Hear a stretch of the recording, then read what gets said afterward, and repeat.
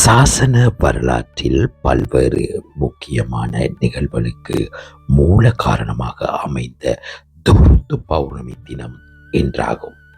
அதன் நிமித்தம் நாடு பூராவிலும் விகாரைகளில் பல்வேறு சமய நிகழ்வுகள் ஏற்பாடு செய்யப்பட்டுள்ளன.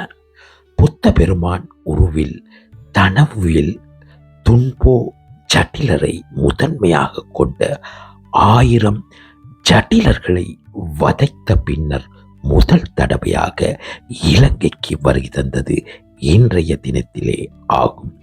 ஒரு நாளிலேயே என சாசன வரலாற்றில் இது குறிப்பிடப்பட்டுள்ளது.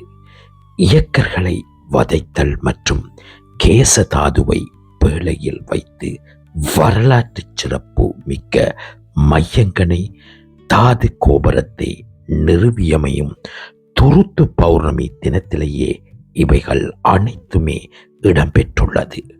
பிம்பிசார மன்னரின் அழைப்பின் பேரில் 1000 பரிபக்குவ நிலையடைந்தவர்களுடன் புத்த பெருமான் ரஜகா நகரத்திற்கு வருகை தந்ததும் துருத்து பௌர்ணமி தினத்திலேயே ஆகும்.